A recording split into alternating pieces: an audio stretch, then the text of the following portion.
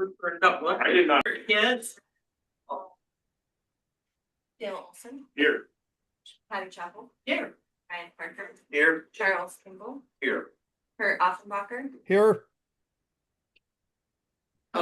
Steph, please. Kyle Rootman. Wendy McKay, Mark Miller. Alicia Burgess, Sarah Klein, Rob Courier. Doug Barrow.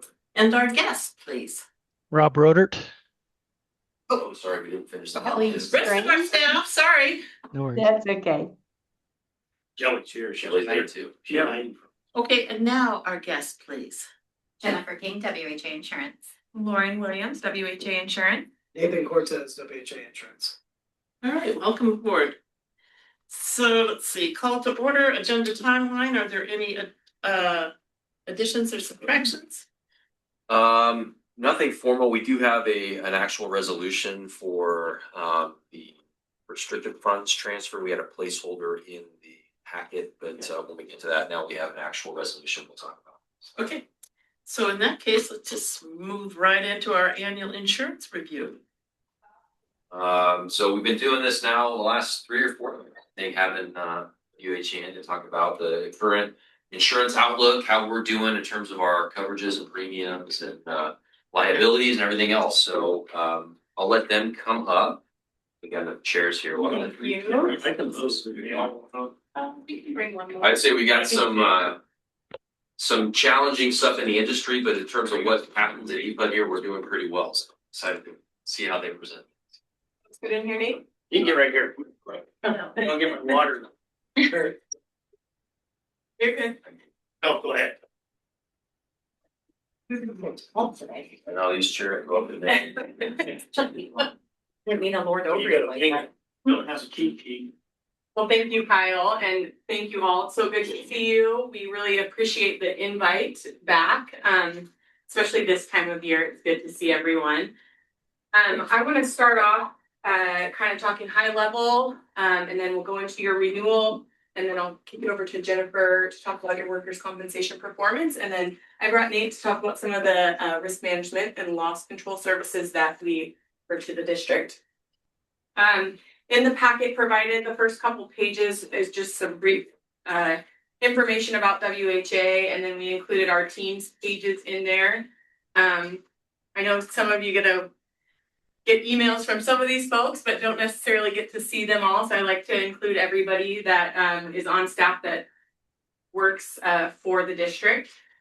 On the next page, I just get right into it. I included your 25-26 annual premium comparison report.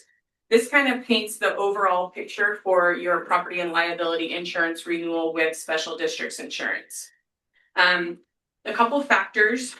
This year, Special Districts basically stated that as reinsurance markets are trending in the right direction and a downward direction as far as rate increases, we're still seeing some high rates due to frequency in claims and then inflation in general, and that's on property, construction, materials, and supplies. So with that, they were asking members to budget for a 12 to 15% overall increase this year. We are happy to report that EPUD is actually just under that at 11.74% increase overall. And some of the factors that play into that, you had a 5% property trend, so that's included in that 11%. That's your value. So your asset values trended up 5%. And then you also had a little bit of a general liability exposure increase, and that's on your budget. So your personnel services payroll is up about 2 million, and then 750 plus on your budgeted materials and supplies. So those exposures increased a little bit and played into that total overall 11.7% rate increase. The big factors that I want to point out, and you talked about the district's performance, are your best practices credit. So you got a 10% credit. That is about 10 questions that reflect what Special Districts deems to reflect your risk management and loss control best practices. And so you checked all of those and you get the 10%, and that really is a reflection of what you're doing as a district as far as safety.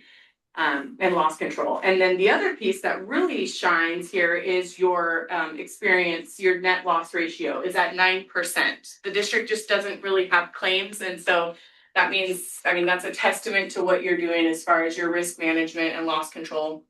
Now, you mentioned you had a safety committee present last meeting, and I heard that the work that they're doing is I mean, this shows it pays off. So that is your overall renewal comparison report.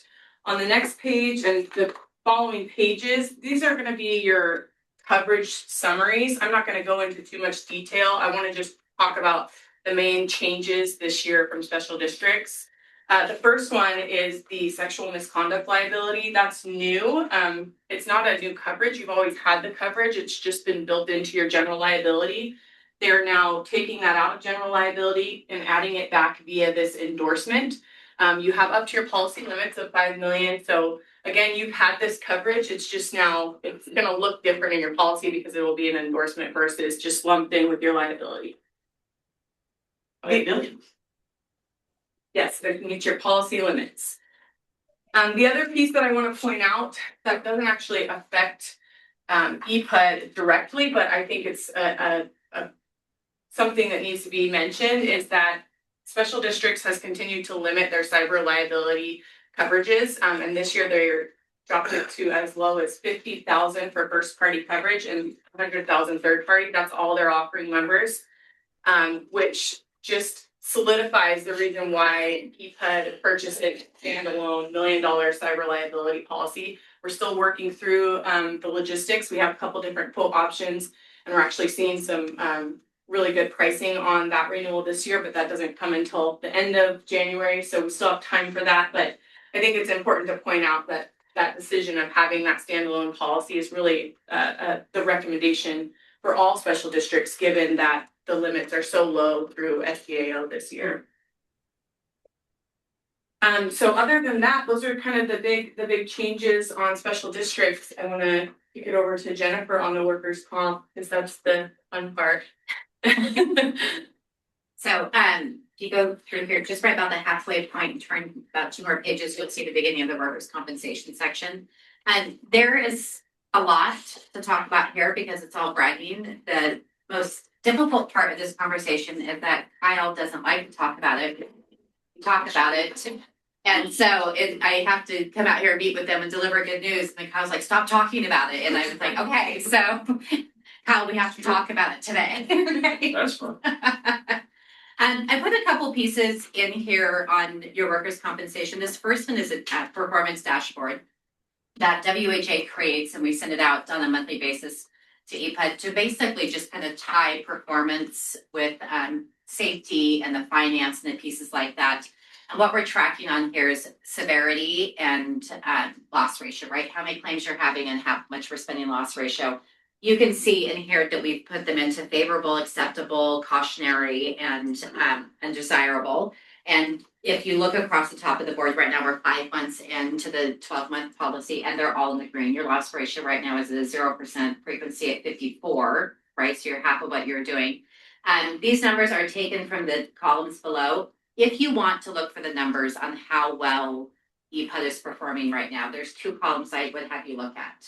And the one is going to be your, if you look about 6 columns in, INC/STD, that's your incurred losses to standard loss ratio. And right now that's for the money paying out what say corporations paying back in claims. If you look at the trend on here, you'll see this current year to date is a 0. Last year it was at a 0. And there was 2 claims that was incurred, but they were medical only reimbursed. So $766 brought that back down to a 0. 3%, 16, and 64. And this is what I can tell you is industry standard is at policy expiration. We want that number 25 to 35%. So when you look at EPUD's overall trending performance, it is exemplary. So I wanted to make sure that you guys kind of saw it in here on that piece of it.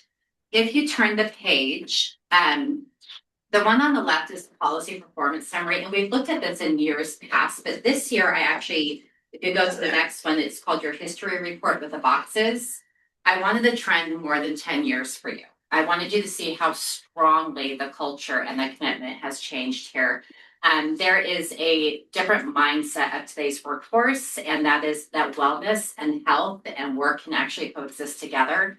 And what was accepted as being a high risk 15 years ago is no longer accepted. And that actually comes from a culture and actually comes from the people that you're hiring and those relationships. So I really wanted to brag on a couple of points here. That red box right there is the loss ratios all the way back to 2009. And you can see the long-term trend with them, again, going back to 16, 70, 66. We had a season in there of triple-digit numbers. And then below that, you were in the 20s and 30s and 60s, which was still kind of that acceptable number. But where EPUD is performing right now truly is remarkable. And, we talk about, Jennifer gets to say the good news. Jennifer doesn't get to say the good news. Jennifer gets to report on the work that EPUD has done. Because to take this type of a culture change truly starts from management and goes all the way down to the line staff. And it's just really important to have those numbers in there. The orange box off to the side is a number of claims that you're having. So this is actually what reflects if your risk management and your safety programs are working, right? So traditionally, based on statistics with the payroll that you guys are running through your program, you should be having last year 10 claims, you had 2. The year before that, 11, and you had 6. The year before that, you should have had 11 and you had 4. That means your risk management program and your awareness in the culture is so strong that you're only having half of the number of injuries here that statistically you should have compared to your industry trend in Oregon. And then the last piece I have on here, and Kyle will probably kick me, so I'm trying to stay at least 2 feet away from him. In the blue box is called your experience rating modifier. This is where you contend with your peers. And if you were to have exactly what you were supposed to be having, the number of claims for the amount of costs that you're having, you would have a 1.0. It's your experience rating. And you can see that the numbers here over the last several years have been in the mid ones, right? 152, 136, 148. We had a couple of years in a 2. And we were really excited this year. It's one of my favorite renewals I could bring when we got down to a 111, right? So at 7/1/2025, we brought a 111. And just in case somebody asked me, if you turn the page, and there's when I say tentative and projected, it means you guys cannot string me up, right? But if I ran your projections today, we could be looking at us going to low 1.0 for the first time for you guys, moving to 0.88 at the 7/1 renewal next year. That doesn't happen by chance. That is your work. And so I just get to report on the work that your leadership team has done here. When you look, you can see there, if you look at the columns, the amount of premium now is almost half of what it was 10 years ago, while your payroll has increased. It's really just reflective of the hard work. And I just want to take the moment to congratulate the leadership team. This is not an easy lift, and you made a conscious effort to do it, and it absolutely reflects in your numbers. Really, these two back here, Alicia and Mark. These 2 back here, nice job, you 2. Well, we also don't want to talk about it. Yeah. Don't talk about it. They get to get blamed too. Yeah, Yeah, like, exactly. anytime, yeah. We also don't want to talk about it. Yeah. I will tell you, if you have questions on what workers' comp looks like, I have been sharing this as we go through. Workers' comp is actually starting to face a little bit of crux, right? So your performance is remarkable, but I do want to put what's going on in the workplace. And we noticed that there's some challenges with healthcare lately. Yeah, well, that feeds into workers' compensation, access to healthcare. We see occupational clinics closing. It's harder for people to get into the doctors. Medical inflation was estimated in the work comp arena to go 5 to 7%. Right now, it's really pushing against 11%. So I would just sit there and say that you may see some of those rating challenges come up, and that would be what the industry is paying across in Oregon. SAFE has been very aggressive about it. They work very closely with it. But those types of challenges are sneaking into the workers' comp arena, which of course they would. The other thing that I would put out there is, for those who watch the legislative network, the state of Oregon is broke. And there are already talks in Salem about them asking SAFE for money again in 2027. Now, they have tried on multiple occasions to ask SAFE for money before. Every time SAFE has been able to defend it, But it doesn't mean that you may not see it on the news, you may not see it coming through different parts of it where they fend that fight. So as policyholders, I just want you to know that SAFE is already ahead of it. We're already talking about it on the agency support because those SAFE dollars up there protect this program that works so well. The workers' comp system in Oregon is one of the best ones you guys have going as far as insurance goes. And we'll work really hard to defend that. But if you see that come up on the legislative side or on the news side, do know that we're very aware of it already, and already having the conversations with SAFE and SAIL between those two. So the legislature plans to embezzle the money to use Yeah. it somewhere else. They would, they, Just say yes. yes, that's also such a strong word. The last time they asked for It's money. illegal if I did it. Yeah. If they do it, it's okay. Yeah. The last time they asked for it, they didn't take it, but they asked Safe Corporation if they could borrow it. Oh, yeah. And then there was some concerns about their ability to repay if Safe needed it. Ironically, and I'll make this very quick, was the last time they made a strong run on Safe Corporation's reserves and the surplus on it was the year before COVID. And Safe Corporation sat before legislation and said, we are unlike any other insurance carrier that you have. We have one line of insurance in one state. We're not Liberty, who's in like 50 different states with 50 different products. We have to be sustainable. And if you take our money, we won't be able to support our policyholders if something catastrophic should happen. So by the way, COVID was completely because Safe Corporation said something to Salem. And the next year, I know, it was safe. But then the next year, it was proved, right, that SAFE has to have those reserves and surpluses. So I feel like they have a very strong defense on acting on the stability of the policyholders here and the workers' comp program. I just don't want you, if you hear about it, to say, we should ask questions. Do know that it's already on our radar and we're working very aggressively on it already. Anything else? We didn't put up Danielle, I'll say too, that was very nice. Speaking of that, there's really these two back here. Great job. All right, then. What's next? So next is our risk management services. So last year brought out a booklet and lists all the services. This is kind of a condensed version. But what the district is mainly taking advantage of on the services are loss control and risk management inspections. As well as our crime prevention through environmental design inspections and assessments, as well as some drone stuff. So some of you might remember the lighting reviews and the SEPTED surveys that we did in the past.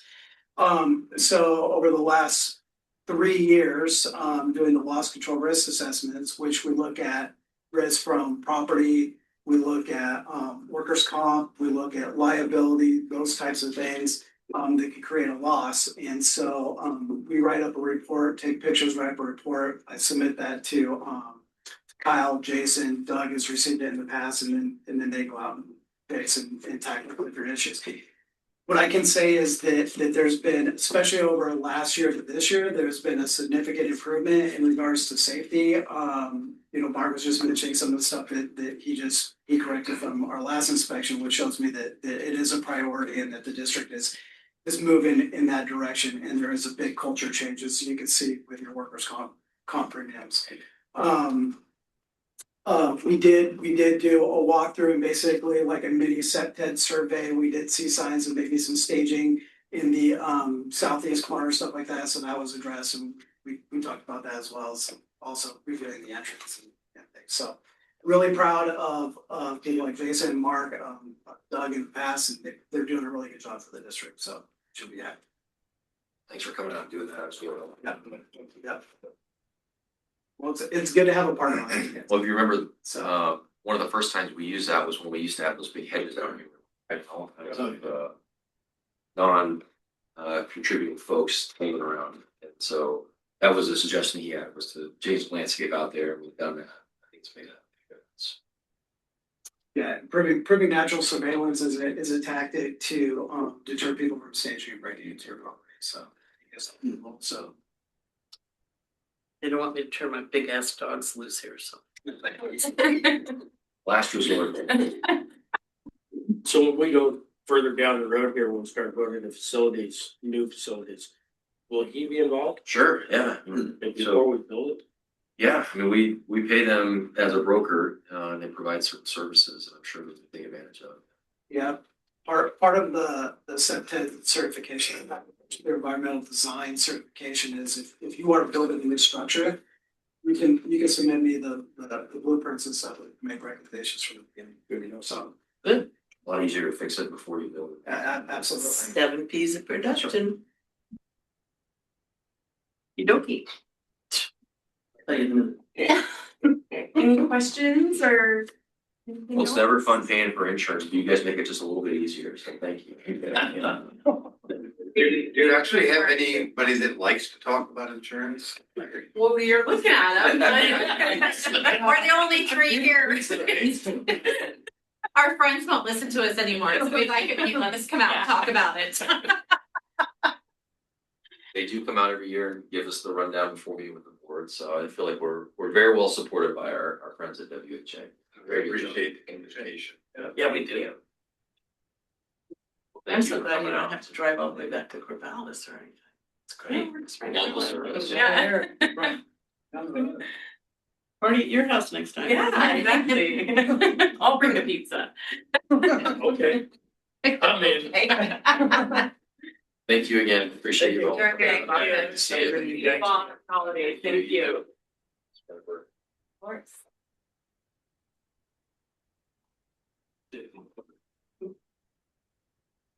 So, yeah. That was easy for them. I think he's a pleasure.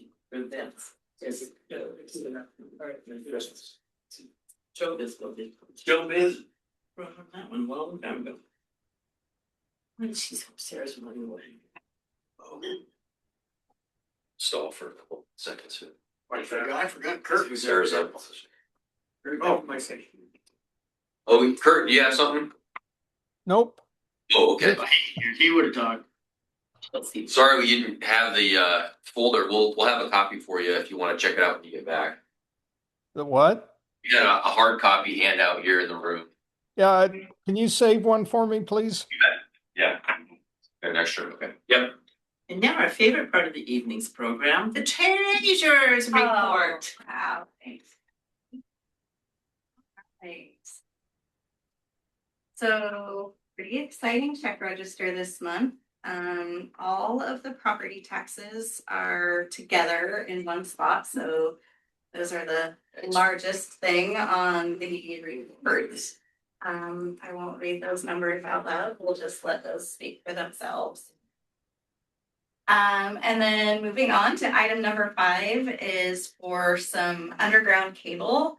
It's Mark White might want to talk about this a little bit, but the large size of underground cable that we'll be using on the Crestwell substation. What is million wire? I think originally, Doug, we were talking about 500, and then we kind of bumped it to million. We did away with $1 million and run it down, no. Yeah, so when we split it, it goes to 500, but we wanted a good, resilient, very large, that can handle load in the future.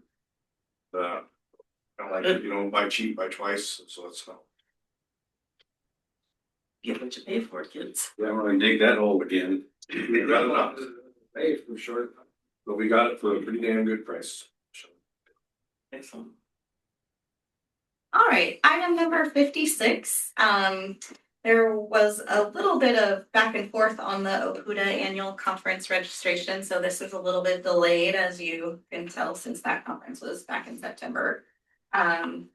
But the thing that I wanted to bring up about that is that the district did fund for a couple of extra individuals to attend dinner or multiple meal events.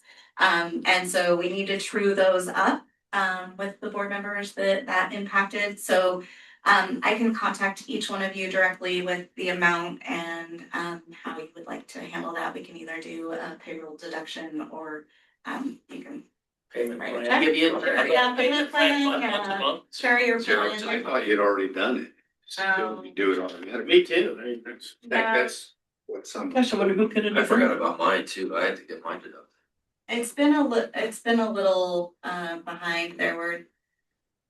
We sent a check originally and it got lost and there's been a little bit of a thing. So sorry about that. So it just seemed like it's been so long, we should bring it up. Oh, good. Thank you. And then line number 208 is Oregon State Treasury. I always like to bring this one up. I kind of feel like it's a little PSA that I do. Those are the funds that we sent to the state of Oregon as unclaimed property. So folks that move out of our district that don't cash either a check we write to them to refund their deposit or a final overpayment. And for whatever reason, they don't cash that check, and we're obligated to send that over to the state of Oregon. Other organizations do this, so if you had an old bank account hanging out there that got, below a certain threshold, you might want to look yourself up. Rebates, look yourself up on this website and see if you have anything out there on claim. I always think it's a scam because have you checked in? It's gonna be gone if you don't get it today. And Just make sure you're using the actual state of Oregon unclaimed property website, and that is not a scam. So how long was our keep? They have to keep it till you claim it, is my understanding. I give the link, There's the some link is in the Yeah. agenda, so I just clicked it. Yeah. Put my name in and. Did you find it? Well, you don't have to There's say if you don't. Bunch of Charles Kimball's. Oh, Had yeah. money coming to him, but none of them are me. That's interesting. Because I was gonna need a cut of that. no kidding. Yeah, I can't, I didn't have any, but my mom had $600. Yeah. they could She have it. didn't know. Good luck at running John Smith. I like it. They left the guy in there. Yeah. So that was all I had to report out. Turn it back over for questions. Questions. Anybody? Item 12, Yes. right. Exclamation point systems. Yes. Just tell me what that software does. Rob? Wow, know that one off the top of your head? Yeah, Right is the company, the VAR, so value added reseller. So that's the company's name. The expense there is for licensing for NVIDIA. So if you guys remember, last month you saw a check register come through for new virtual desktop hosts. Inside of those hosts are NVIDIA cards for graphics. And we get to pay NVIDIA licensing per user for folks to use those graphics cards. So that's licensing for the next 60 months. Wait, how many months was it actually on there? Yeah, 60 months. Yeah. 60. Yeah, it was the next 5 years. So We won't hear about those guys for 5 years. yep. Yeah. So one time, 5 years, and then at that point too, we might have we might structure things a little bit differently. Thanks, Rob. Yep. Is that it? Okay, the star is born. Oh, God. Kyle, take. Well, not yet. Any president's report or? Yeah, that's what I'm talking. Oh, that's me, isn't it? See you later. Yeah, no, so this week for me, it was the 22nd annual Veneta Light Parade, and it was absolutely a hoot. When it first started, I don't know, we had like 10, I had 46 this year, which included a marching band, a couple of horse drill teams, lots of floats. So, and I was in the bucket of the truck, and it was really fun. I finally got a lightning bolt to swing around, but it worked. Who won the prize this year? Let's see, it was Santa got first, whatever, Doug Sears and Santa. Second was, Lane Electric won second. We have got to step it up. How'd they beat us out? You should see their float. It's like the Whoville. There's like all this stuff going on it. Oh, his old budget on it. I think they won last year too, so yeah. Yeah, they did. It's kind of nice float. Okay, so. And the little ballerinas and their tutus for the Nutcracker one. I think the one of the horse drill teams won for the best animal or whatever it was. So yeah, it was really a lot of fun. The streets were packed. We had thousands and thousands of people. Impressive, yeah. Oh, and I know where the wire is. It probably almost hit your head. Isn't it scary? Yeah. Well, I was watching. I had my lightning bolt. I thought, oh yeah, I can do that if I want I feel like I was gonna be decapitated. We do what taller That'd make a headline, wouldn't it? And that's about all I have to say for the president's report. We most of our meetings next month are virtual, so PPC, PNUCC, They so, start out January virtual. yeah. Yeah, so, I don't know when, Will save. I don't know when our first meeting is, but we'll figure that out. What's the date of our meeting? It's on the agenda. Somewhere down there, yeah. We'll remind you at the end of the meeting. Yeah, okay. Next two meetings are on the agenda. Well, that's good to know. Okay, outside meeting reports. Anybody? It's been pretty quiet this month. We took care of all of it. It's December. Speak Yeah. up. You gotta talk. The only thing, I don't know if any of you had the opportunity this morning to watch the Lane County Commissioners meeting. Yeah, I did, Kurt. Yeah, Okay. I'm not gonna comment any further at this point. It's, Thank you for that. Yeah. Okay then, moving on. Let's go to the staff reports. All right. Last GM report of the year here. Yeah, buoy. Try to go out on a high note. Just to tie up a couple loose ends, so on the low income assistance, in case you get questions, we do know that LIHEAP applications have been sent out now to any individuals that qualified prior. So there could be some folks that haven't been on it before that do qualify, and they're going to need to reach out separately. If that's the case. For those that did previously participate in the program, they should have been sent applications. Customers can fill these out and they'll be put on a waiting list. So it's not at the point yet where these funds are being dispersed, but there is a waiting list. For anybody else, you'll have to apply by early January if you're not targeted by these applications. Is there a way for people to apply on our website? I think it's on Lane County's website, Okay. and we could probably put a link or something up there. So is this a monthly? I mean, at a certain time of the year, this comes into play, because we haven't had any that. Well, usually it starts about a month earlier, so it's this time of year, but usually it's more November. And Decided to then come in. December, things start to get released. But you're right. I mean, we kind of been bailed out a little bit this year because bills aren't nearly as high as they would be. Yeah. So it may extend a little more. We do know that the total amount is expected to be less than normal than we see, and hopefully that's made up some by the lack of cold weather here. Another reason it's been rough now that the funds have even been released is the agencies that distribute the fund don't have their employees to distribute the funds. Yeah. So it's a That's real been an pain in issue. the tuition, Yeah. you know. We use a Not good. couple local organizations that Uh-huh. do this, Catholic Community Services, community sharing, and they've kind of been understaffed, so it's gonna be a challenge. We've been able to work pretty good with individual customers as far as I know on payment plans, and again, the weather hasn't been too crazy out there, so that's been helpful. But if you get questions, please feel free to refer them to the office, or Kelly can always handle those too, and try to get folks pointed in the right direction. Let's talk about sales. So with the warm weather out there, we've been seeing some pretty dramatic numbers on our load and sales. This is kind of a year-to-date, 30-day rolling average. So green is where we're at here in 2025. It's been kind of a wild ride from a very, very cold start to kind of a cratering out in the spring months, getting a little bit more back on track, and then now we're behind again to kind of a 5-year low in terms of our 30-day rolling. If you dial that in, November and December, this is November 2025. Here is this brown line. You can see we finished below any of the previous 5 years. So we're kind of the low point there. Same story here for December, not trending the right way either on our loads, and that of course translates into revenue.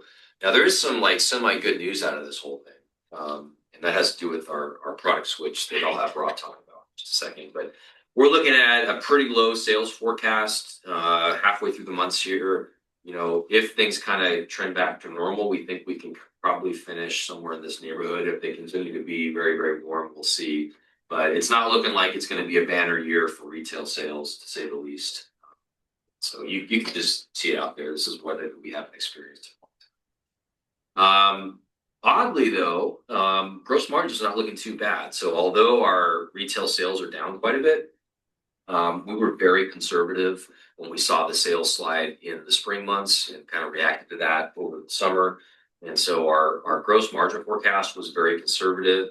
And what we're finding is the power cost component here is really not moving much. So although under Slice, we would have been subject to some major expenses through the hedging program that we had, here we kind of know what power cost is going to be. So we were able to dial that in pretty well. And so ironically, although sales are looking like they, are going to be much lower than recent years, our gross margin forecast is actually trending a little bit above where we thought it would be even back when we did the Q3 review in November. And I don't know, I'll let Rob, do you have anything else you want to say about power costs and what's going on versus what we would have seen in the Slice world? Yeah, it's far more simple now than it was last year. So it's kind of hard to replicate what a Slice bill would be this year. We don't have the same load resource balancing that we do. We're not buying anything on the market. So we did some work to try and replicate it a little bit to figure out what would we be buying on a forward basis to cover our capacity, in our hedging program. And today power was $13. And it's been kind of in the teens all week long. Typically we were buying 35, 40 megawatts of power kind of in the spring or even in the year prior. And that would have been at a premium of $80, $90. And so just the hedging cost alone this month would have been maybe $600,000, $700,000. So money going straight to a bank, right?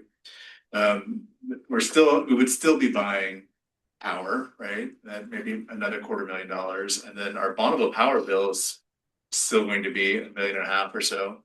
So taken together, we think we'd be about $2.5 million this month. And to contrast that, load following bills are extremely simple, right? And it's really hard to get it to go much higher. And it is it's what we expected. It's a fixed cost month to month. We've really dialed in a cost model that replicates our Bonneville power bill. And we did this before we started to get Bonneville power bills at the load following and have learned a lot over the last 2 bills now that we've gotten. So this is super calibrated.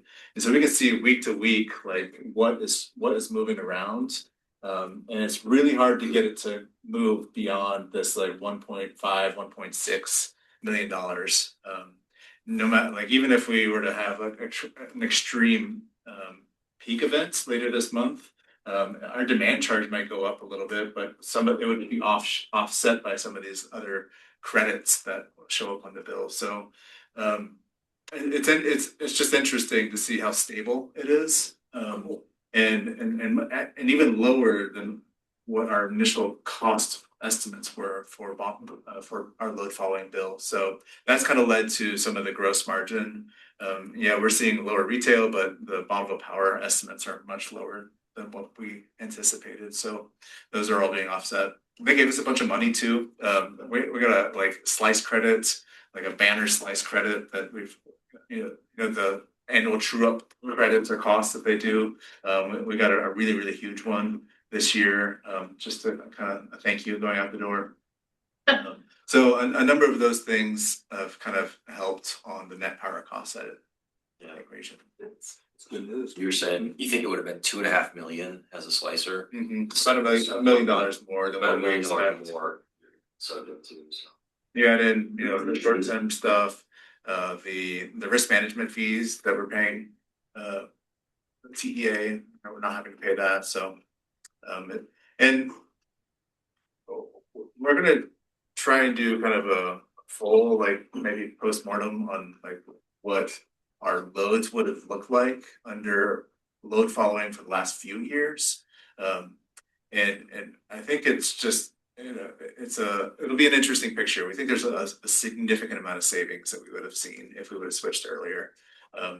It's not meant to be a coulda, woulda, shoulda sort of thing, but it's just kind of just to show a little bit maybe, but it's just to show going forward, we're going to continue to see a lot of savings from this decision, and more importantly, probably is just the stability that we'll see. The ability to sleep at night, cold weather. We'd be sweating right now. I mean, we went through it a couple times as slicers. We had the same thing. It was always this. It was the high temperatures, creative market prices, we already hedged at these higher prices. We're paying that, and we don't have a retail sale to offset it. To get through this month and not have to sweat that out, it's been a little change. Yeah. Welcome change. Yeah. That's what we voted for. Yeah, that was a good move. Very, very good move. Thank you, Rob. My money is still holding up. Yeah.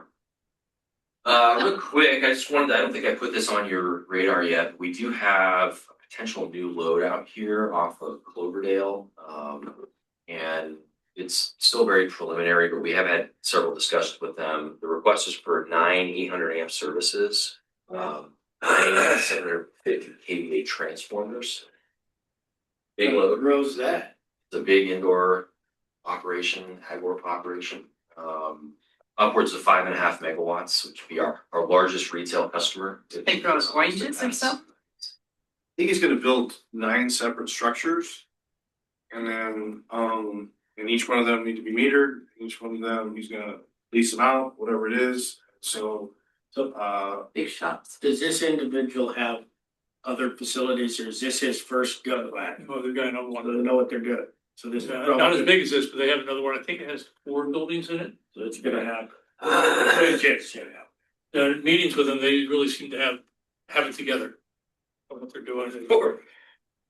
Yeah. That's a hell of a lot up front. It's a lot of issues to work through here, from rates to, line extension costs and getting payments up front, and all those important things that people have to do. But yeah, they seem anxious to get things going. I will say this is in an area that we also have a couple other large loads that are at play, potentially related to Short Mountain. This is all not right next to each other, but it's all on the same transmission line and has potential capacity issues that we're having. So it's all 336, isn't it? So would these guys fall into our new large load schedule? I think potentially, we have some flexibility in that policy to, group up individual loads if we know it's all one customer. It depends, I guess, on how quickly they plan on moving it. I don't know that we're fully aware yet what their rollout plan is. Yeah, it's definitely worth talking about. Yeah. Amongst the board, and we can come in with certain different options. One alternatively, we could bring in just one customer at a time, one account at a time. They would be at a higher 25T, or the large commercial, which kind of is meant to kind of meld the total power cost and all of the other services into one kind of higher rates potentially. I think one of the risks of putting them all together is that we come in with a really low rate. It's got the tier 2 in it, but it's a really high load factor customer, and we don't know like how much of it's going to show up.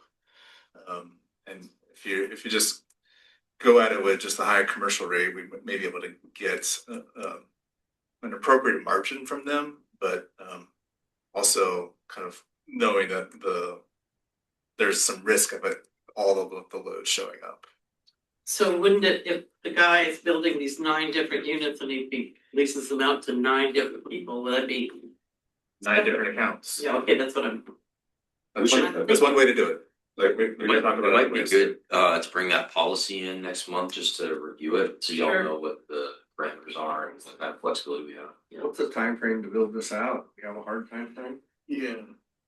Yes, so he's talking, that's why we're trying to have some conversations with him, so has a realistic point of view that we just don't have 9 of them sitting out here. I've got 3 or I'm proposing that you sell him 1 to get him started, but he's kind of pretty robust. I think he'd like to start off with like 4 and then build out 5 Yeah, I think I'm gonna be ready for 2 by like March. Yeah, and I And don't 2 know. more shortly after that, and a complete build out in 2 years. Yeah.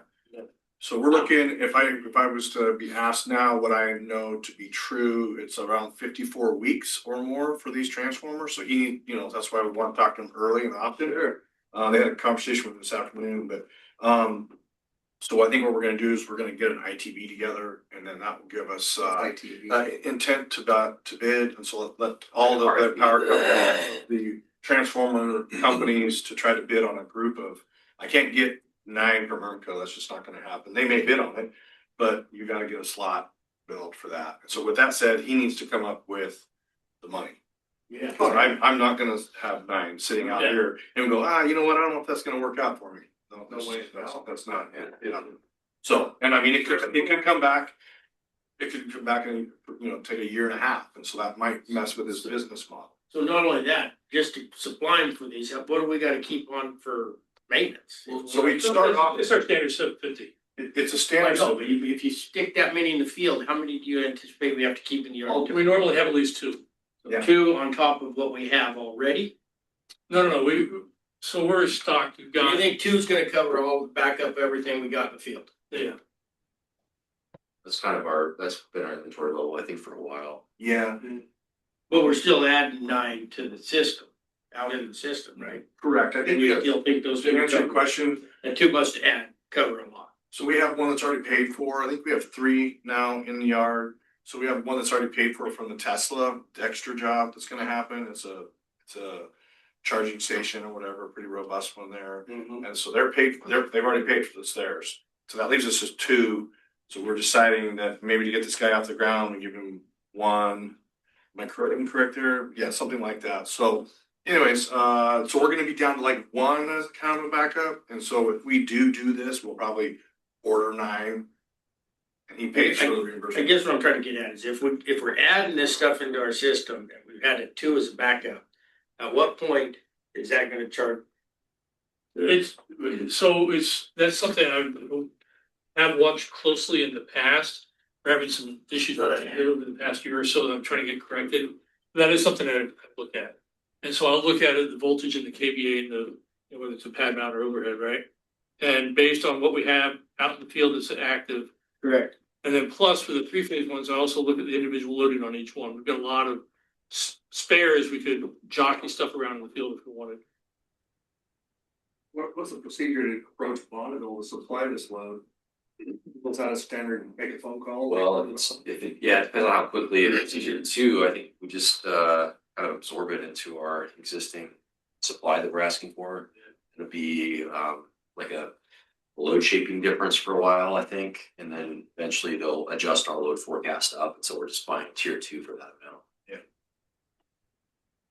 Well, they're gonna have to pay more than retail rates because they're gonna be in tier 2 right off the bat. Well, that's the whole conversation that we can have. I think we should look at that policy, decide if that's the more cost effective way to do it. Or like Rob's saying, if we had 9 commercial accounts, that might actually be a higher rate than pay for a big industrial Or customer. if you have different people on each account, I'd say that's the appropriate way to go. Yeah.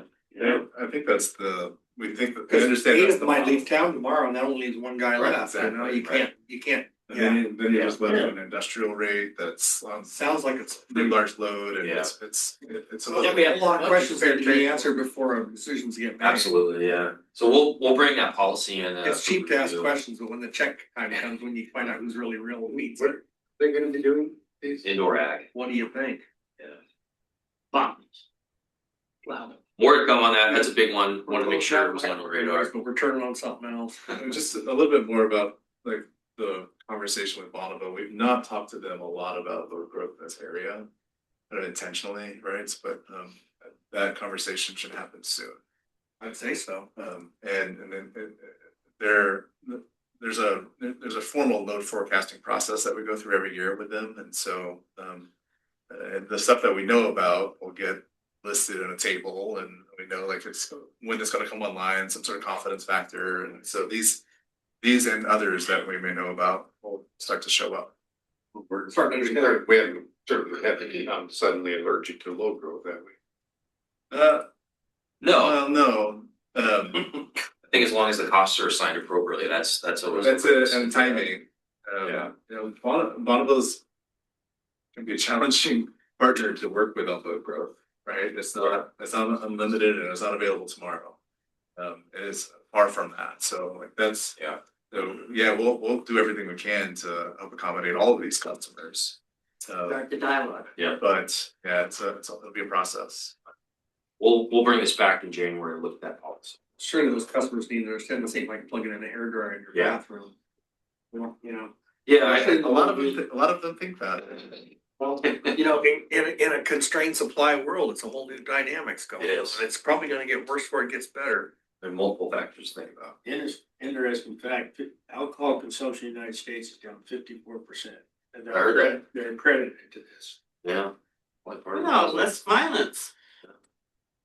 All right. I would like to briefly mention that we're very fortunate, the location they picked for this. It just so happens that it's a good place on our system from a distribution and substation capacity standpoint. I see. They could have picked Good. a lot of other places where it'd be a very different discussion. That's good to know. Right. Great when something goes your way.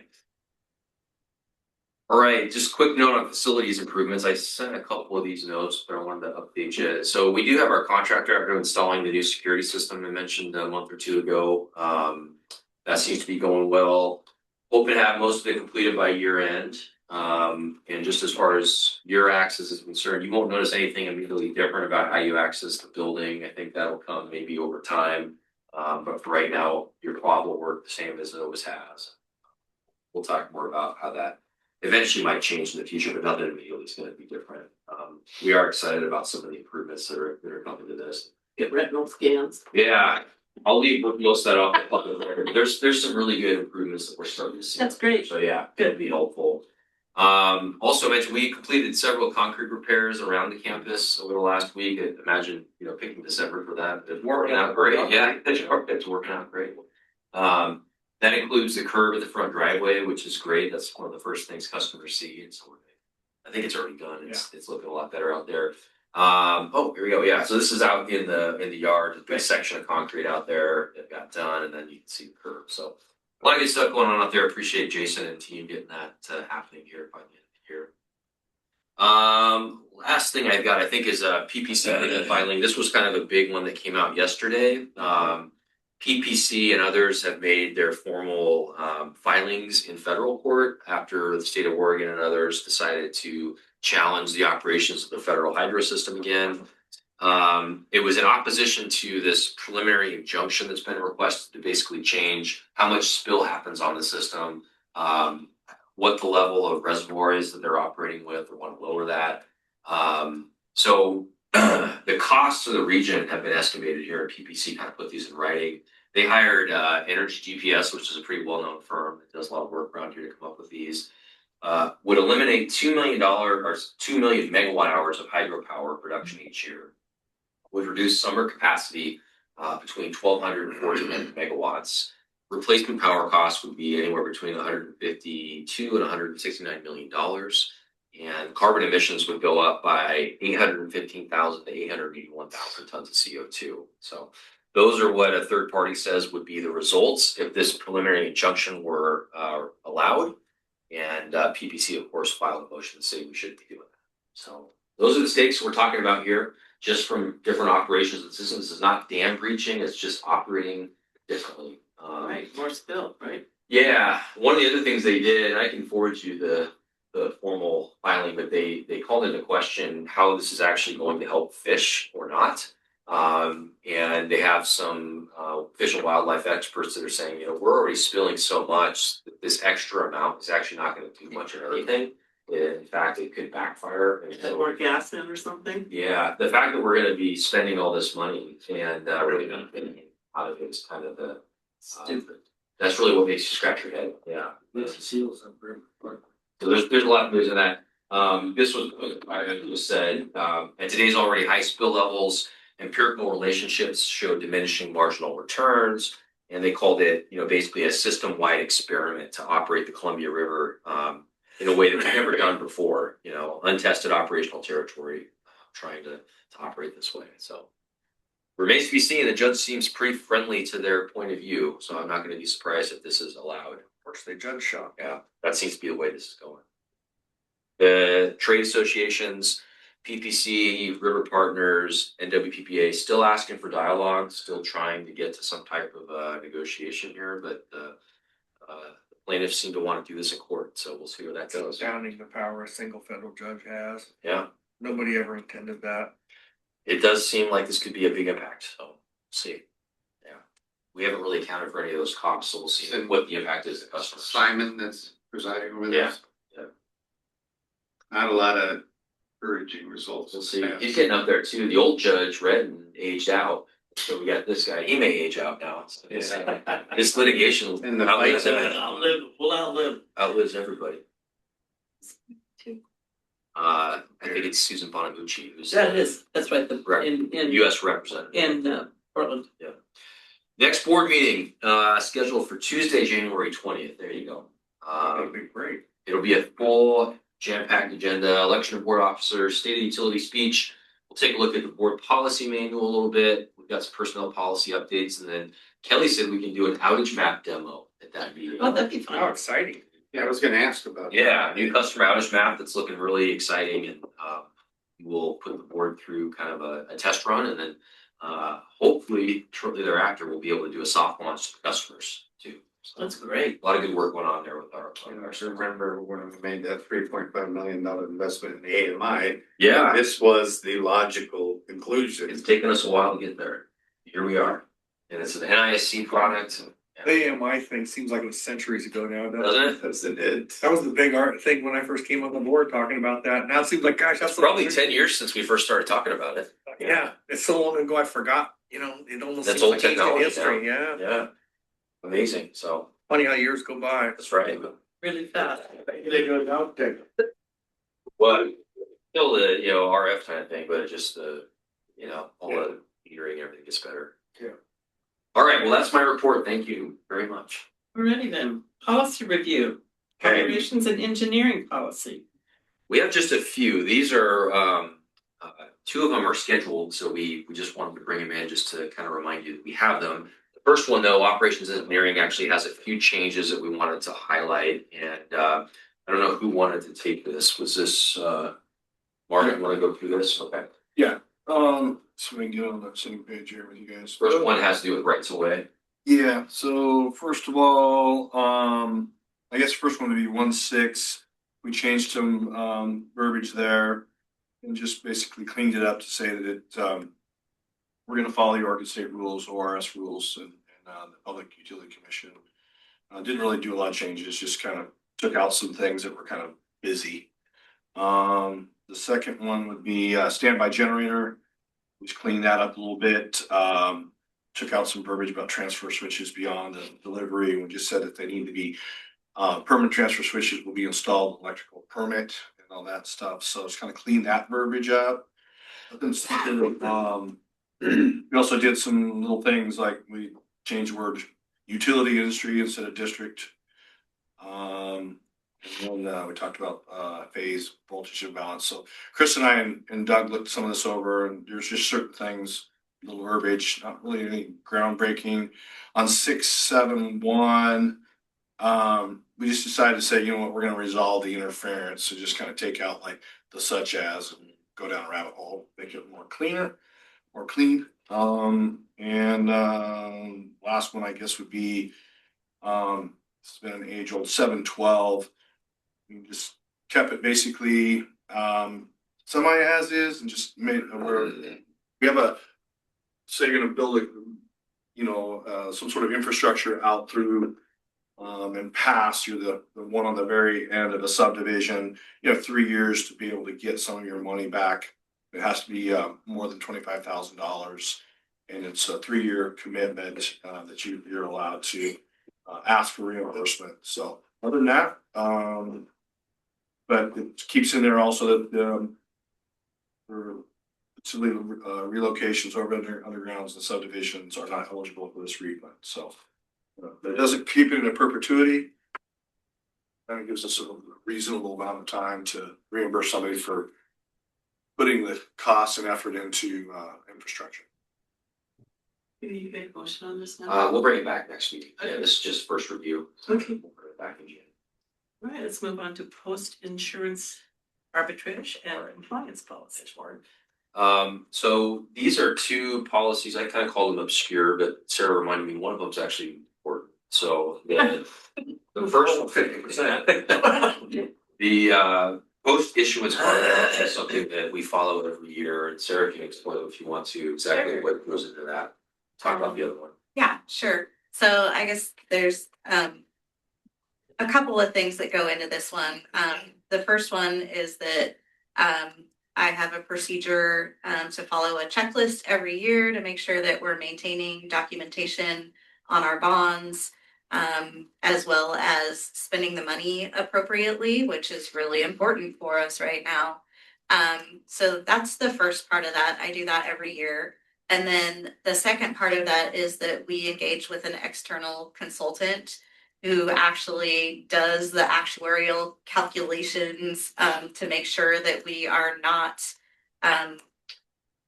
experiencing any arbitrage with between what the cost of borrowing and any interest we're receiving on those proceeds. So again, that's a complicated calculation. We engage with an external professional on that one for each issuance. We were actually thinking we might be in danger the last borrow we did. If you remember, Yeah. we got such a low interest rate and then interest rates went way up. So we were worried that maybe we are making money off of this thing. They don't want you to do that. But turns out we were okay. We were okay. We Yeah. did a special interim analysis during that period of time. We might still be a little on the edge of our seats with the next analysis just to make sure, but that interim one turned out okay. Yeah. So They just don't want public agencies using their borrowing authority to go out there and, basically make money. Exactly. Yeah, that's right. So no changes suggested or recommended. We just a couple of grammatical things. In Oh, that okay. one, just Got it. very minor, Got it. but I Okay. think you guys didn't get the red line version. See So that, see that. apologize for that. I forgot to provide it to Wendy. It's in And- folders now. Outer folders. But it just got there, so sorry about that. The only real changes that we've moved it into our new format. We're trying to make everything into a consistent format. I shouldn't say we. Alicia's group is championing that so that everything will be in a consistent format. So that will look a little bit different, but otherwise there were a couple of very minor grammatical changes and that's it. We'll bring those back in January as well. And then the last one is called the limited interest rate swap policy. At some point, we had to put this into place, and I think the theory is that with interest rates that change, there are products out there that organizations can buy to hedge against interest rate risk. And if we were ever to do that, they want to make sure that we're buy those products, buy things too exotic, all of that. So that's my understanding. Do you have any better explanation? No, as far as I read that, I think that's about right. Okay. Weren't we involved in something along these lines like a decade or? I don't know, Patty. You might remember something No, that I no. don't remember. I don't know. I just remember that the whole term of the swaps and then somebody came in and talked and I was terribly confused throughout the whole thing. Well, So we just have related to power supply. Yeah, we right. had hedges, Oh, but that I'm aware of, at least in my history, I don't think we've ever taken advantage of this policy, but we could have Yeah, but before my time. we're gonna try to get an opinion on whether we actually still need this policy since we've never really used it in recent memory. Sure. But hopefully we can get an answer the next month or so, and then we'll recommend either sunsetting it or just keeping it where it is. We can always just upgrade it to the new format like we did the other one too. We actually did. Oh, it's already there. We did do Perfect. that, and again, I forgot to provide it, so it is out there now in your Okay. folder, I believe. Okie dokie, more reading. Yeah, thanks. We'll see if we even need it. I would deprioritize this one because I think we can sunset it. Yeah. All right, employee flexible spending account overview. All right. Well, this is one that I kind of debated. I mean, it's more of a staffing benefit question, but with the board having kind of purview over benefits, I felt like at least you should know we're implementing something. So I'm surprised we didn't already have it. yeah, it's very common. But our medical plan is generally very generous, as you know, and so we don't have a lot of out-of-pocket costs for things. But when it comes to areas like dental and orthodontia, there can be some pretty major expenses that employees have to deal with. So we looked at, well, should we increase that benefit? We did some benchmarking. Alicia did with other utilities out there, and we're kind of still in the right range in terms of what we contribute to those things. But despite that, it can still leave you with many thousands of dollars potentially that you have to cover out of pocket. So the government makes available plans like this. They call them flexible spending accounts, where employees can put pre-tax dollars into these accounts and then use that to pay for these types of qualifying expenses when they need to. Not just medical, but there's also a dependent care piece of this, so if you have childcare, things funded up to like $7,500, I think, for that. Per household and. Per household. Separately. Okay, so there are different limits depending on that, but it's just a nice way that employees can save a little bit of money to pay for things that are out of pocket. Sure.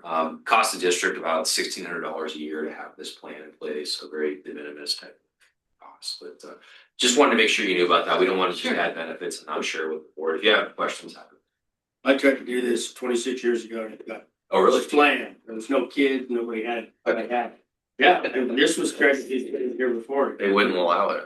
No, Jenny Grant didn't want it. We have a I think it's a great nice thing. HR person. One thing to be important about this though, is you get to put in on the payroll deduction, but if you don't spend it, it goes away. Yeah. So daycare is perfect. Yeah, You can roll like. there's a small roller, but yeah. I'm glad this is here. This should have been here a long time ago. Yeah.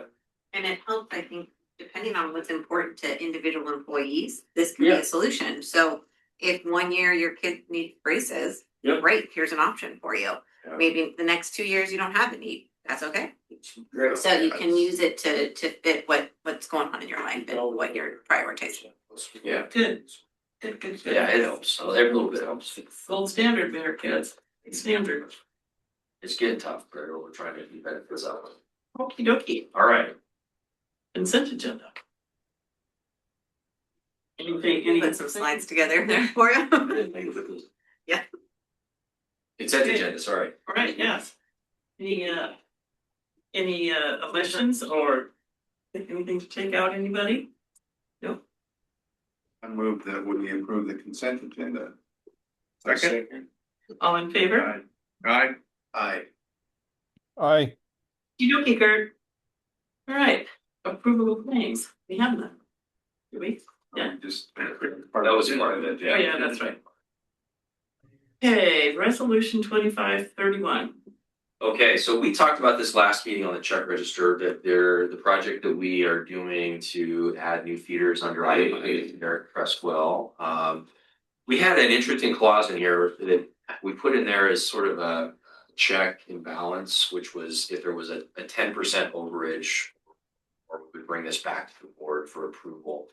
I kind of want to have a dialogue with everybody just to see if that is an appropriate level for these types of projects. It very well could be, and we don't mind bringing these back, but it doesn't take a whole lot to trip over that. And so we did have the adder that we talked about from some of the rougher terrain that they found when they got down there. Still great value for this project. We ended up at, I think, 353,000. Excuse me, that was the allowable amount, 358,000, what we ended up with. And the quoted price was 321. So a little bit outside that 10% range.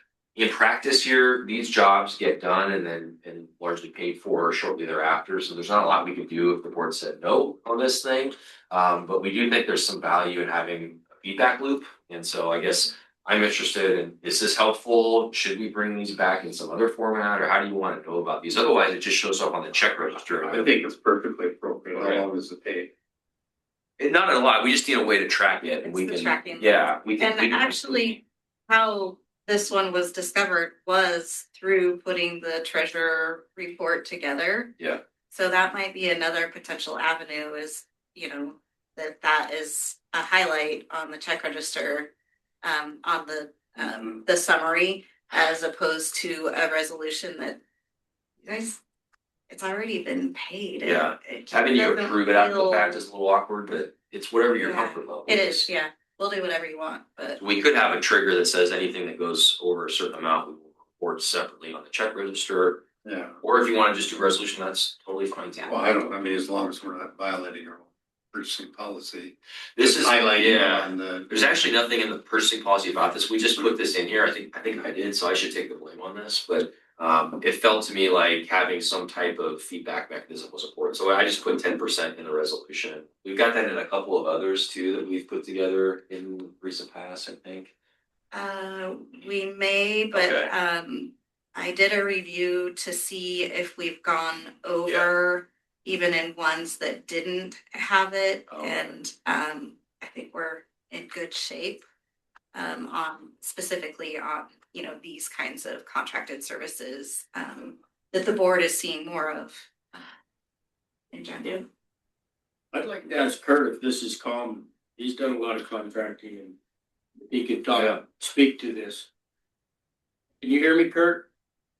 Yes, I've been thinking about that. I don't know from you know, from an owner's standpoint, you know, whether it's 10% or 20%. In the past, I have been involved in contracts where over a certain amount, and I can't recall what it was, they needed to approve, and it did at times delay. But it was like a significant change.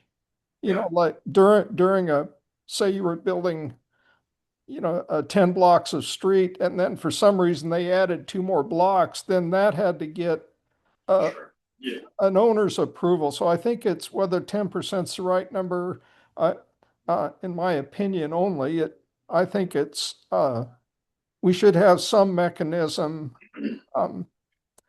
to be aware of changes. For one thing, it gives the board an idea of, we're not putting out contracts for one amount and spending another amount all the time.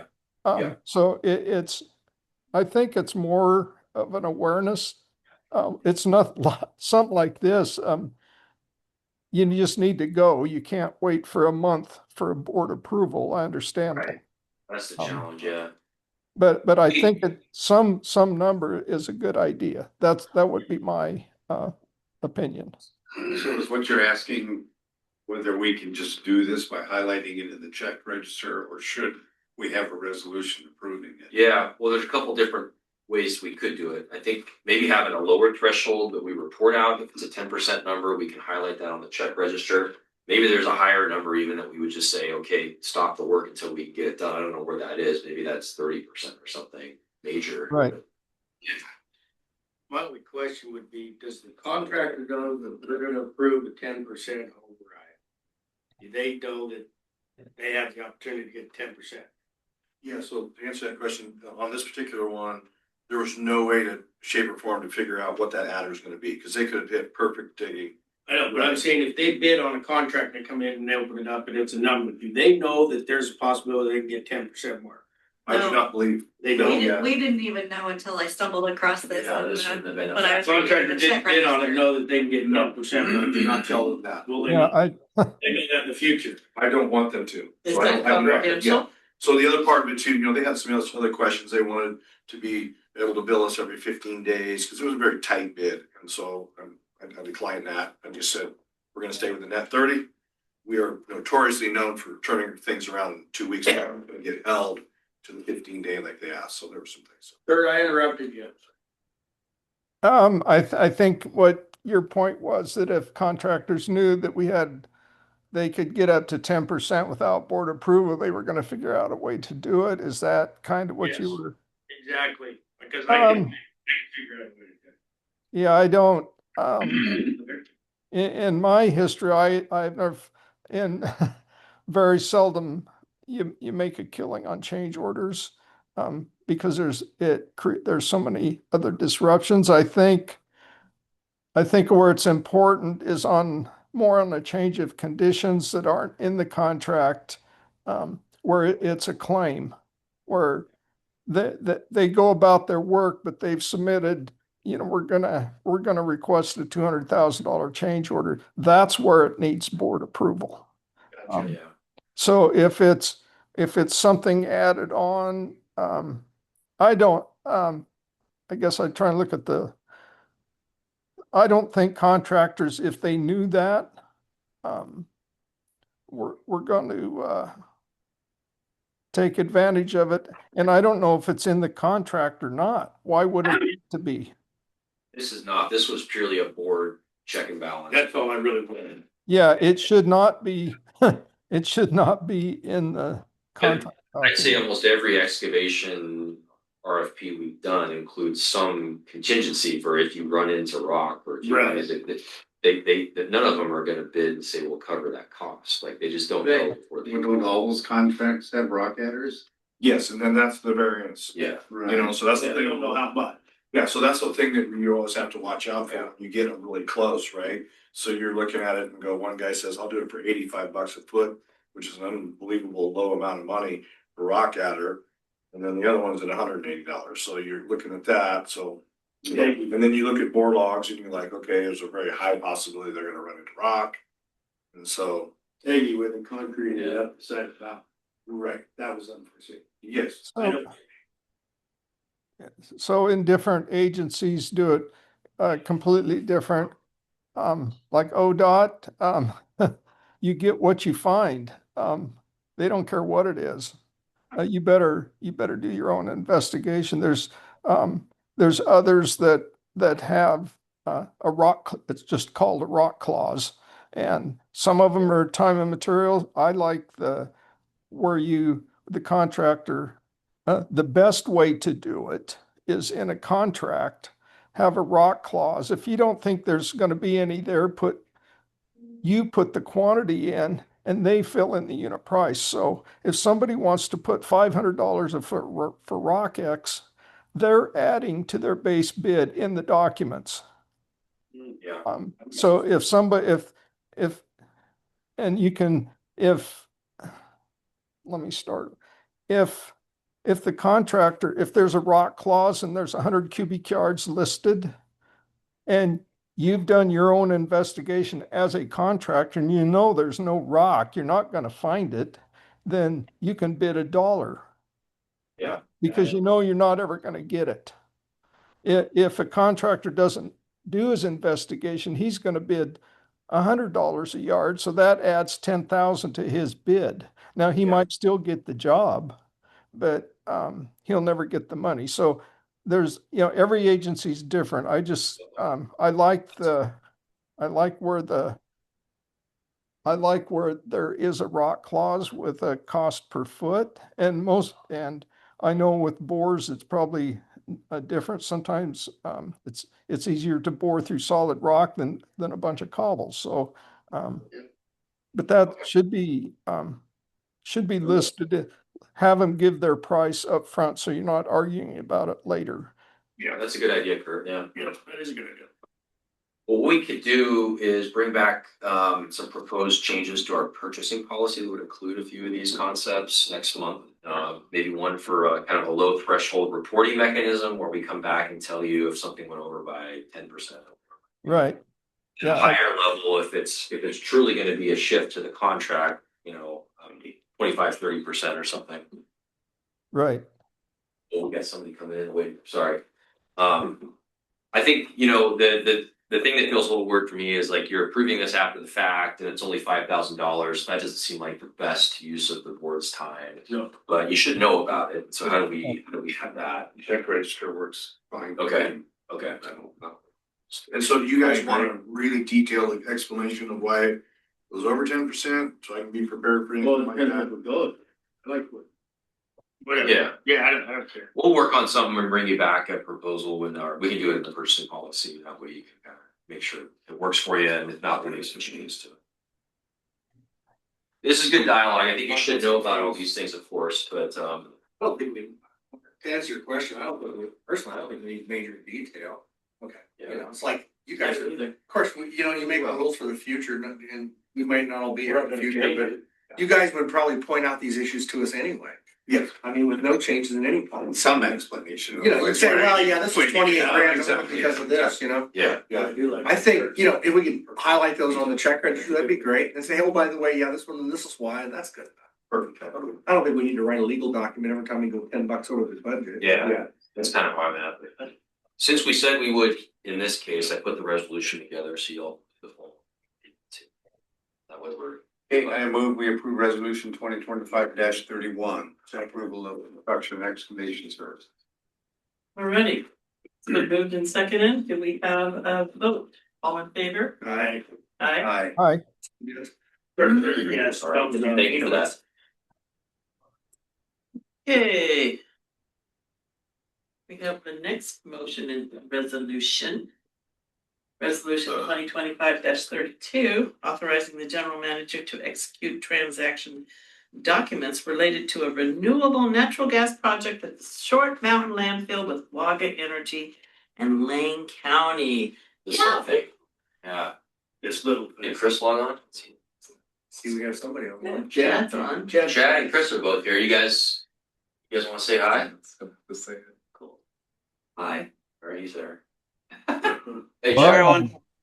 Staying late. I guess it's only 5. They just come out of the lounge, they're still celebrating. Well, this is the end of. Yeah. Might have to work through Christmas. Could be bad. This is the end of a long process, obviously. We've been talking about this for years. We're working on an agreement for most of this year. The attorneys have been hashing out the documents for months. So I mentioned earlier today the county voted 5-0 to move this forward. WAGA's board met last week, I believe, and did the same thing. So here we are. I think this is, in my mind, the right move for this utility. It's not an easy move to go away from something that's worked so well for us, but I do think this will be a very good thing for our customers in the future. Excited to move forward. The time has come. Yeah. Great. Do I have a motion? I move we approve resolution 2025-32 to execute the renewable gas project at the Short Mountain Landfill. Second. All right, it has been moved and seconded for resolution 2025-32. Do I have a vote? All in favor? No, wait, whoa, Any discussion? thank you. Yes. Okay, speak up. Listening to the commissioner's presentation, it sounds like if and when they voted to have potentially the Northwest Natural Gas Pipeline, the 4-inch pipeline separately, rather than have WAGA put in the 2-inch line. See if I'm understanding this correctly.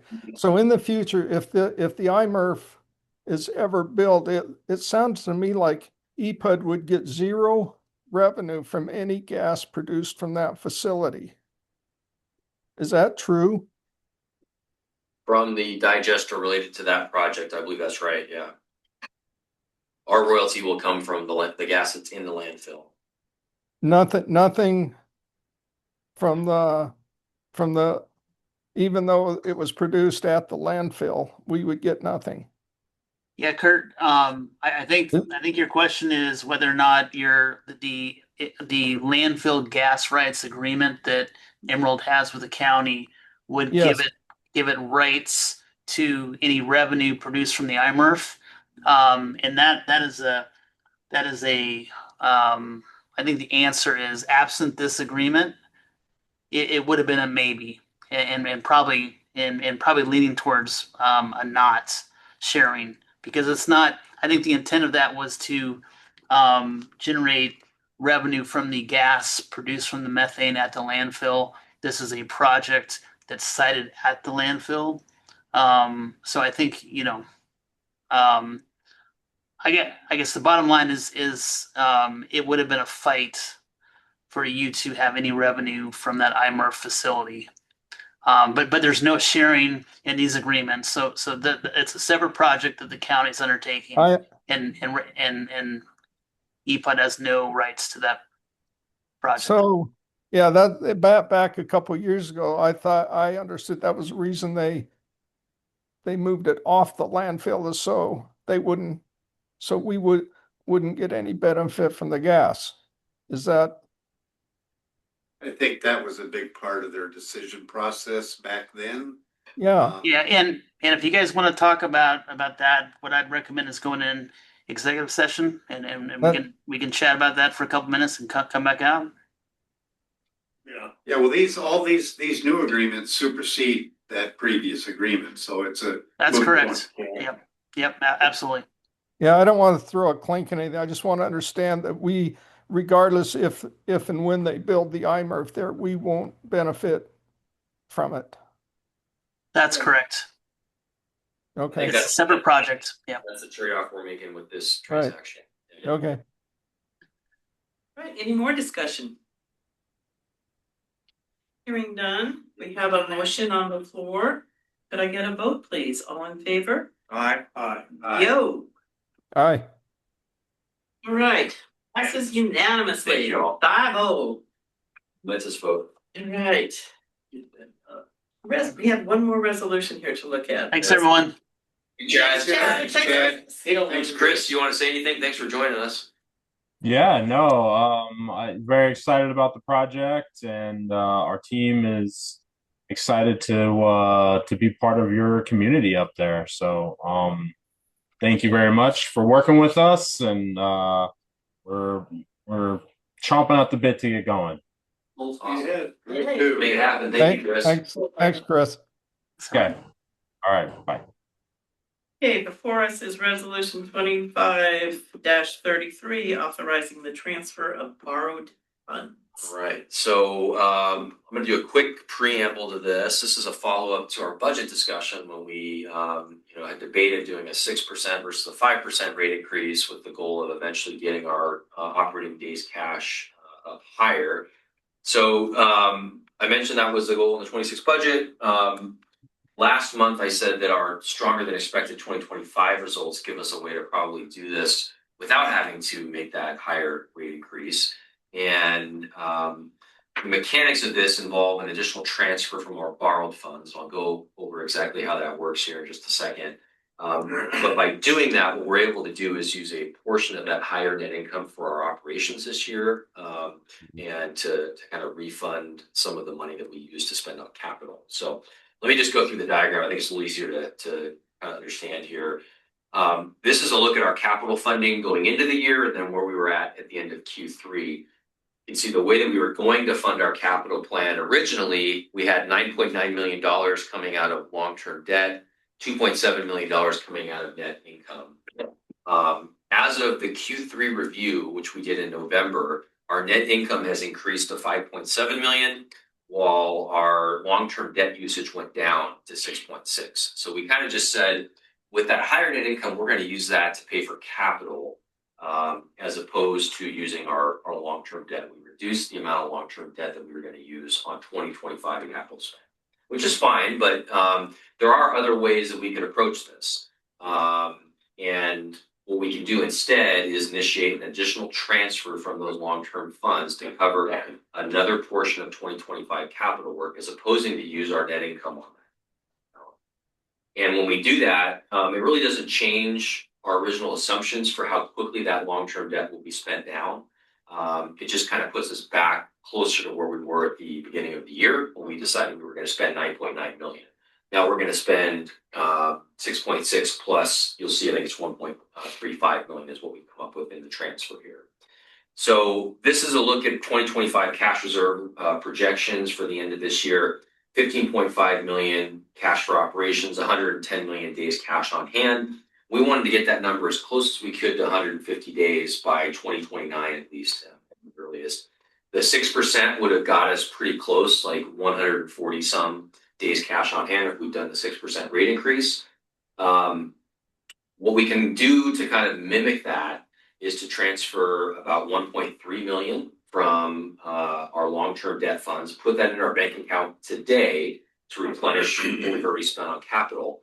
And by the time we get to 2029, with other projections that we have going in there, will be, I think it's 140 days is kind of where we expect to get, somewhere in that neighborhood. So pretty close to 150. So we achieved the same general thing that we would have had with that 6% rate increase by using a little bit more long-term debt that we have today for capital work. That's the mechanics of it. The request that we have in the resolution is just simply an additional transfer. This is for work that occurred in August and September. So funds that we would have cited next year when we did a capital transfer request, we're just going to do that a little bit earlier here. Rather than use on our net income on capital, we're going to use those long-term debt funds. So happy to answer questions about that. A little convoluted explanation. Makes sense to me. Okay. I think we discussed this when we we're going 5, 6. Yeah, we did. It is kind of a cheese sustain. No, I think it's a good plan. I've got a list Sarah put together of all the projects that happened during that August, September timeframe. So they're here if you want to take a look at them. It's a whole set of either transmission, underground cable, all the normal stuff that we do provide that to you if you want to look at it. The Crestwell feeder is probably the biggest job on there. That's 305,000 as of the date of this report. Some transformers and whatever else, but it gets us to 1.35 million roughly. So rather than covering that all of near-term cash flow, we'll just do an extra transfer.